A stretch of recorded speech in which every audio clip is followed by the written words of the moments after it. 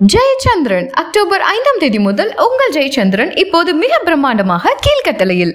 காசாவுக்கு மனிதாபிமான உதவிகளை கொடுக்கறதுக்காக கிட்டத்தட்ட 46 நாடுகளை சேர்ந்த 497 சமூக ஆர்வலர்கள் காசாவை நோக்கி போய்கொண்டிருந்தாங்க.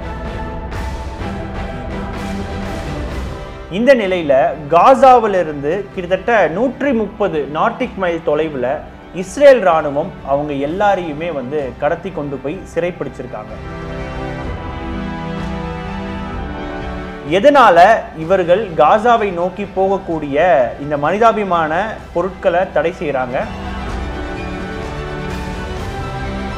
அப்படி ஒரு வேளை அந்த 497 பேர் காசாவை நோக்கி போனால் எங்க நமக்கு தூக்கு தண்டனை கிடைக்குமோ அப்படின்ற ஒரு அச்சத்துல இஸ்ரேல் பிரதமர் பெஞ்சமின் நெத்தன்யாகு இந்த நடவடிக்கையை இஸ்ரேல் ராணுவத்திற்கு மேற்கொள்ள சொல்லியிருக்காரு.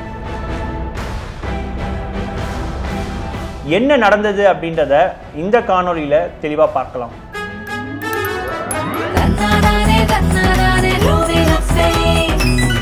கடந்த 9 மாதங்களாகவே காசாவின் மீது இஸ்ரேல் தொடர்ச்சியாக பட்டினி போரை நடத்திக்கிட்டு இருக்காங்க. ஒவ்வொரு நாளுமே மக்கள் பட்டினியால இறந்து போறாங்க அல்லது பட்டினியோட தங்களோட இரவை கழிக்கிறாங்க. இந்த நிலையில தான் உலகம் முழுவதுமே இந்த போரை எப்படியாவது நிறுத்தணும் அப்படின்ற ஒரு குரல் தொடர்ச்சியாக எழுந்துகிட்டே இருந்தது. ஆனால் இஸ்ரேலை பொறுத்த வரைக்கும் ஒவ்வொரு முறையுமே அவங்க வேற விதமான சில வார்த்தைகளை பயன்படுத்தியோ அல்லது வேற விதமான திசை திருப்புகளை பயன்படுத்தியோ இந்த போரை தொடர்ச்சியாக நடத்திக்கிட்டே வராங்க. இந்த நிலையில ஒரு 2 மாதங்களுக்கு முன்னாடி பிரான்ஸா இருக்கட்டும் அல்லது ஒரு சில அரபு நாடுகளா இருக்கட்டும், இவங்க எல்லாருமே காசாவுக்கு நாங்க மனிதாபிமான பொருட்களை நாங்க அனுப்புறோம் அப்படின்ற பேர்ல அவங்க நாட்டினுடைய விமானத்தை எல்லாம் காசா எல்லையில அனுப்பி அங்கிருந்து உதவி பொருட்கள் எல்லாம் காசா மக்களுக்கு அனுப்பிச்சிருந்தாங்க. இன்னொரு பக்கம் எகிப்தும் அவங்களுடைய எல்லையிலிருந்து ராஃபா பகுதியை நோக்கி தங்களுடைய உதவி பொருட்களை அனுப்பிச்சிட்டே இருந்தாங்க. ஆனால் இந்த உதவி பொருட்கள் எல்லாமே உலக அளவில் நடக்கக்கூடிய இந்த பாலஸ்தீன போராட்டத்தை எப்படியாவது மட்டுப்படுத்தணும் அப்படின்ற ஒரு நோக்கத்துல தான் இந்த மாதிரியான சில விஷயங்கள் அப்படின்றது செய்யப்பட்டிருக்கு. ஆனால் இருப்பினும் காசா மக்களுக்கு இந்த உணவுப் பொருட்களாக இருக்கட்டும், இந்த உதவி பொருட்கள் எந்த வகையிலுமே அவங்களுக்கு பத்தாம தான் இருக்கு. இந்த நிலையில தான் குளோபல் சமிட் ஃப்ளோட்டிலா அப்படின்ற இந்த அமைப்பு ஒரு முடிவை எடுத்திருக்காங்க. கிட்டத்தட்ட 46 நாடுகளை சேர்ந்த 497 பேர் சமூக ஆர்வலர்கள், இவங்க எல்லாருமே அந்த நாட்டில் அரசாங்கத்துக்கு எதிராக இருக்கட்டும் அல்லது சுற்றுச்சூழலா இருக்கட்டும், இந்த மாதிரியான விஷயங்களுக்காக தொடர்ச்சியாக போராடிக்கிட்டே இருக்கக்கூடியவங்களா இருக்காங்க. சும்மா பார்ட் டைமுக்கு சமூக பொறுப்பு இருக்கு அப்படின்னு இல்லாம தங்களுடைய வாழ்க்கை முழுவதுமே சமூகத்திற்காக பங்களிப்பா அவங்க தொடர்ச்சியாக செஞ்சுக்கிட்டு இருக்காங்க. அப்படி ஒருவர் தான் உலக அளவுல ஃபேமஸா இருக்கக்கூடிய திரு கிரேட்டா தன்பர்க் அவர்கள். 16 வயதிலேயே உலகம் முழுவதுமே இந்த காலநிலை மாற்றம் குறித்து எச்சரிக்கையை கொடுத்தவர். அவரும் இந்த ஃப்ளோட்டிலா அப்படின்ற இந்த அமைப்பினுடைய ஒரு உறுப்பினராகவும் இருக்காரு. அவரும் இஸ்ரேல் ராணுவத்தால கைது செய்யப்படுறாங்க.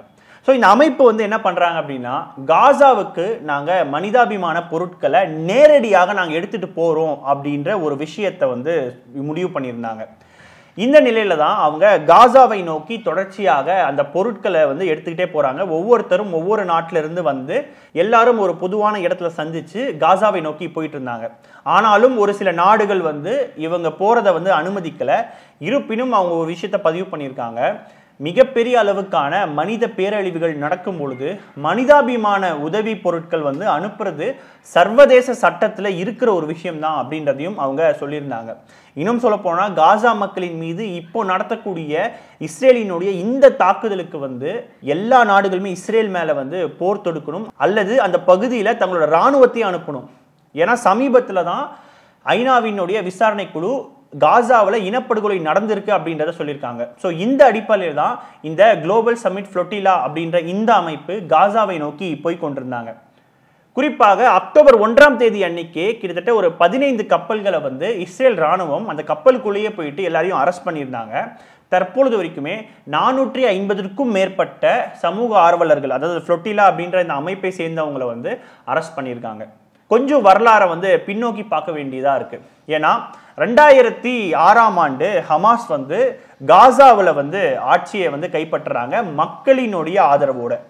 அதன் பிறகு 2007ஆம் ஆண்டு ஒட்டுமொத்த காசாவுமே ஹமாஸோடைய கண்ட்ரோலுக்கு வந்துடுச்சு. அதன் பிறகு இஸ்ரேல் என்ன பண்றாங்கன்னா கடல் வழியான போக்குவரத்து காசாவுக்கு வந்து தடை பண்ணியிருந்தாங்க. அன்னையிலிருந்து இன்னைக்கு வரைக்குமே கிட்டத்தட்ட 2007 இப்போ வரைக்குமே கிட்டத்தட்ட ஒரு 18 வருஷமா கடல் வழியாக எந்த விதமான ஒரு போக்குவரத்தும் இல்லாத ஒரு பகுதியாக காசா பகுதி இருக்கு. இந்த நிலையில கடந்த 9 மாதங்களாக ஒரு பக்கம் வந்து உணவு போறதையும் வந்து தடுத்துக்கிட்டே இருக்கு இஸ்ரேல் அரசாங்கம். அதற்கான காரணமா அவங்க சொல்றது வந்து ஹமாஸுக்கு வந்து இதன் மூலமாக ஆயுதம் போகும் அப்படின்ற இந்த சப்ப காரணங்களை தான் வந்து வச்சுக்கிட்டே இருக்காங்க தொடர்ச்சியா. இந்த நிலையில தான் நாங்களே வந்து நேரடியாக காசாவுக்கு போய் மனிதாபிமான உதவியில பண்ணுவோம் அப்படின்றத இவங்க தீர்மானிச்சிருந்தாங்க. இப்போ இஸ்ரேலுக்கு என்ன அச்சம் வந்திருக்கு அப்படின்னா இஸ்ரேல் பிரதமர் பெஞ்சமின் நெத்தன்யாகு ஒரு குற்றவாளி அப்படின்றது வந்து சர்வதேச குற்றவியல் நீதிமன்றமே வந்து சொல்லியிருந்தது, குறிப்பாக இந்த காசா மீது நடத்தக்கூடிய இந்த தாக்குதல்ல. இந்த நிலையில நெத்தன்யாகு தொடர்ச்சியாக ஒரு விஷயத்த சொல்லிக்கிட்டே வராரு, நாங்க வந்து ஹமாஸ் அழிக்கிறதுக்கு தான் இந்த மாதிரியான விஷயங்களை பண்ணிட்டு இருக்கோம், மற்றபடி வந்து நாங்கள் பொதுமக்கள் எல்லாம் கொல்லவே இல்லை, பொதுமக்கள் யாரும் சாகவே இல்லை, இன்னும் சொல்ல போனா காசா மக்கள் பட்டினியே இல்லை அப்படின்ற மாதிரியான ஒரு பொய்களை அடிச்சு விடுறாரு. ஸோ இந்த குளோபல் சமிட் ஃப்ளோட்டிலா அப்படின்ற இந்த அமைப்பு ஒருவேளை காசாக்குள்ள நுழைஞ்சிட்டாங்க அப்படின்னாவே உலகம் முழுவதுமே பட்டவர்த்தனமாக தெரிஞ்சிடும். ஏன்னா இன்னைக்கு வரைக்குமே இந்த போரை நிறுத்தணும் அப்படின்னு சொல்லிட்டு உலக மக்கள் எல்லாருமே போராடிக்கிட்டே இருக்காங்க. அதனினுடைய ஒரு பிரதிபலிப்பாக தான் பிரான்ஸா இருக்கட்டும் அல்லது ஜெர்மனியா இருக்கட்டும் இல்ல வந்து ஆஸ்திரேலியாவா இருக்கட்டும் கனடாவா இருக்கட்டும் இந்த நாடுகள் எல்லாமே இஸ்ரேலுக்கு எதிராக கண்டனங்கள் தெரிவிக்கிறதா இருக்கட்டும் அல்லது பாலஸ்தீனத்தை அங்கீகரிக்கிறதா இருக்கட்டும் இந்த மாதிரியான விஷயங்களை நோக்கி அவங்க தள்ளி இருக்கிறது வந்து இந்த மக்களினுடைய போராட்டங்கள்னால தான். இப்போ இந்த ஃப்ளோட்டிலா அப்படின்ற இந்த அமைப்பு ஒருவேளை காசாக்குள்ள போயிட்டு அங்க நடக்கக்கூடிய விஷயங்கள் எல்லாம் படம் போட்டு உலகத்துக்கு காமிச்சிட்டாங்க அப்படின்னா நெத்தன்யாகு இதற்கு மேல ஒன்று சிறையில் இருப்பாரு இல்ல தூக்கு மேடையில ஏறுவாரு. அதுதான் அவங்களுக்கு மிகப்பெரிய ஒரு பயமாக இப்போ வரைக்குமே இருக்கு. அதனால தான் அந்த அமைப்பை சேர்ந்த கிட்டத்தட்ட 450க்கும் மேற்பட்டவர்களை வந்து இஸ்ரேல் சிறையில் அடைச்சு நாங்கள் இவங்களை நாடு கடத்த போறோம் அப்படின்ற ஒரு விஷயத்தை வந்து இஸ்ரேல் அரசாங்கம் சொல்லியிருக்காங்க. இதை தாண்டி அவங்க இன்னொரு விஷயம் என்ன சொல்றாங்கன்னா, நீங்க அப்படி நிவாரணப் பொருட்கள் கொடுக்கணும் அப்படின்னா இஸ்ரேல் இருக்கக்கூடிய அஸ்டோஸ் துறைமுகம் இருக்கு, அந்த அஸ்டோஸ் துறைமுகத்துக்கு வாங்க, அங்க வந்து நாங்க என்ன பண்றோம்னா உங்களுடைய பொருட்கள் எல்லாம் எடுத்து நாங்க வந்து காசா மக்களுக்கு கொடுப்போம் அப்படின்ற விஷயத்த சொல்றாங்க.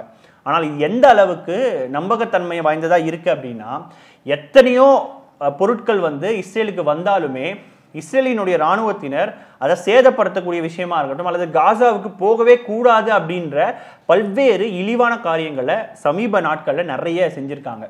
ஸோ இந்த நிலையில தான் இந்த ஃப்ளோட்டிலா என்ற அமைப்பு வந்து நாங்கள் வந்து உங்களுக்கு கொடுக்க மாட்டோம், நாங்களே வந்து காசாவை நோக்கி போகிறோம் அப்படின்ற ஒரு விஷயத்த திரும்ப திரும்ப அவங்க பதிவு பண்ணிட்டு இருக்காங்க. ஆனால் அதையும் மீறி அவங்க வந்ததுனால தான் இன்றைக்கு இஸ்ரேல் ராணுவம் வந்து அவங்கள காசாவை நோக்கி போக விடாம கைது பண்ணியிருக்காங்க. இஸ்ரேல் அரசாங்கம் அக்டோபர் 1ஆம் தேதி அதிகாலையில் இவங்களை கைது பண்ண உடனேயே துருக்கியா இருக்கட்டும் அல்லது ஐரோப்பிய நாடுகளான ஜெர்மனியா இருக்கட்டும் பிரான்ஸா இருக்கட்டும் அல்லது துனிசியாவா இருக்கட்டும் எல்லா நாடுகள்லையுமே இவர்களை எப்படியாவது விடுதலை செய்யணும் அப்படின்ற போராட்டம் மிகப்பெரிய அளவுக்கு வெடிக்குது. இதை பார்க்கும் பொழுது உண்மையாகவே மனதுக்கு ரொம்பவே ஒரு நம்பிக்கை தரக்கூடிய ஒரு விஷயமா இருக்கு. ஏன்னா இன்றைக்கு காசா விவகாரத்தை பொறுத்த வரைக்கும் உலகம் முழுவதுமே காசா மக்களுக்கு வந்து இவங்க தரக்கூடிய நம்பிக்கையை விட பாலஸ்தீன ஆதரவாளர்களுக்கு காசா மக்களே அதிக அளவுக்கான நம்பிக்கையை தொடர்ச்சியாக கொடுத்துக்கிட்டு இருக்காங்க. ஏன்னா மிகப்பெரிய அளவுக்கான ஒரு முற்றுகை அப்படின்றது வந்து இஸ்ரேல் ராணுவம் தொடர்ச்சியாக இஸ்ரேல் மேல நடத்திக்கிட்டே வராங்க. இருப்பினும் இது எங்களுடைய நிலம், இந்த நிலத்துல நாங்க இறந்து போவோமே தவிர இந்த நிலத்தை விட்டு போக மாட்டோம் அப்படின்ற ஒரு உறுதிப்பாட்டோட இருக்காங்க. இவர்கள் மட்டும் கிடையாது, இந்த வீடியோ பார்த்துட்டு இருக்கிற எல்லாருமே பாலஸ்தீன மக்களுக்கு மொழியை கடந்து இனத்தை கடந்து நாட்டை கடந்து எல்லா அடையாளங்களையும் கடந்து அவர்களுக்கு ஆதரவு தெரிவிக்கணும் அப்படின்றத இந்த இடத்துல நான் கேட்டுக்கிறேன். இஸ்ரேல் அரசாங்கம் தொடர்ச்சியாக ஒரு பொய் சொல்லிக்கிட்டே வந்துட்டு இருந்தாங்க, காசாவில் எதுவுமே நடக்கலை அப்படின்றது. அப்படி எதுவுமே நடக்கலை அப்படின்னா ஒரு பொண்ணு வந்து இன்ஸ்டாகிராமில் ஒரு பதிவை போட்டிருந்தாங்க, அந்த பதிவை இப்போ பாருங்க. يمكن صوت يوصل العالم يمكن ما يوصل، بس بدي الكل يعرف انه احنا مش ارقام، احنا بشر، احنا عائلات واطفال واحلام. رح اضل انقل الصورة لاخر نفس وانقذوا ما تبقى من غزة. இந்த பதிவுல அவங்க சொல்லியிருக்கக்கூடிய ஒரு முக்கியமான விஷயம், எங்களுடைய வாழ்நிலையே வந்து மிகப்பெரிய அளவுக்கு கேள்விக்குள்ளாகி இருக்கு. என்னால் அதிகபட்சம் என்ன செய்ய முடியும்னா இங்க என்ன நடக்குதுன்றத என் உயிர் மூச்சு கடைசி மூச்சு இருக்கிற வரைக்கும் நான் சொல்லிக்கிட்டே இருப்பேன் அப்படின்றது தான் அந்த பொண்ணு பதிவு பண்ணக்கூடிய ஒரு விஷயமா இருக்கு. இன்றைக்கு குளோபல் சமிட் ஃப்ளொட்டிலா அப்படின்ற இந்த அமைப்பு கொடுத்திருக்கக்கூடிய நம்பிக்கை அப்படின்றது பாலஸ்தீன மக்களுக்கு ஏதோ ஒரு வகையில் ஒரு விடுதலை கிடைக்கும் அப்படின்ற ஒரு நம்பிக்கையில் வந்து பாலஸ்தீன மக்களே நிறைய காணொளிகளை வந்து சமூக வலைத்தளங்களை பதிவிட்டுக்கிட்டே இருக்காங்க. கூடிய விரைவில் இவர்கள் விடுதலை செய்யப்பட வேண்டும், அந்த மனிதாபிமான பொருட்கள் காசா மக்களை நோக்கி போக வேண்டும் அப்படின்றது தான் உலகம் முழுவதும் இருக்கக்கூடிய பாலஸ்தீன ஆதரவாளர்களினுடைய ஒரு நம்பிக்கையாக இருக்கு. குளோபல் சமிட் ஃப்ளொட்டிலாவினுடைய இந்த பயணம் குறித்தும் இஸ்ரேலினுடைய இந்த முற்றுகை குறித்தும் உங்களுடைய கருத்துக்கள் என்னன்றதை கீழே கமெண்ட் செக்ஷன்ல சொல்லுங்க. தொடர்ந்து இணைந்திருங்கள். இது உங்கள் மின்னம்பலம். நான் விஷால் புலிபர். நன்றி, வணக்கம். ஜெயச்சந்திரன் அக்டோபர் 5 முதல் உங்கள் ஜெயச்சந்திரன் இப்போது மிக பிரம்மாண்டமாக கீழ்கட்டளையில்.